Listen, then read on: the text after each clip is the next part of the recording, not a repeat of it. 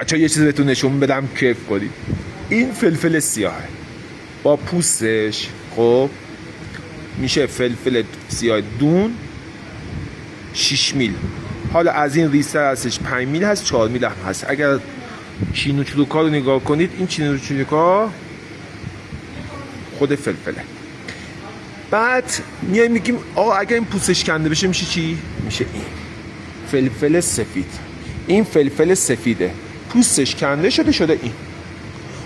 حالا میگن سایی هستش میگن این فلفل رو برمیدارم، این فلفل رو برمیدارم میبرم میریزن رودخونه و این سنگ‌های رودخونه و از این کارا انجام میدن، میشه این پوستش کنده میشه. ولی چرت و پرت میگم میکنم، باور نکنید.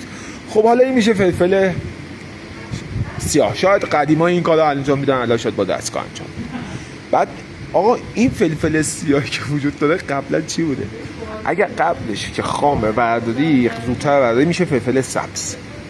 این فلفل سبز بعد از به مدت مرور زمان میشه این، بعد پوستشو میکنن میشه این. حالا فلفل سفید چه دردی میخوره؟ فلفل سفید فقط برای سس های سفید، چیزی که غذاهایی که سفید هستش برای برای سوپ های مثلا سوپ شیر اینا استفاده میشه در اصل، که مثلا نمیخواد رنگش سیاه خورده به سیاهی بزنه. این فلفل سبزه. حالا تمام اینا فلفل سبز و فلفل سفید و فلفل سیاه رو هم قاطی میکنم میشه فلفل رنگی. حالا فلفل سیاه نگاه کن، پودرشو رنگ به خاکستری میزنه نه سیاه. چرا؟ چون فلفل 6 میل آسیاب شده باشه. اگر فلفل 6 میل آسیاب نشده بود، خب شما بیای فلفل 4 میل آسیاب کنی، پوستش به سیاهی میزنه، چون پوستش زیاده، بهش میگن خشن. خشنش زیاده، به خاطر اون سیاه‌تر میشه.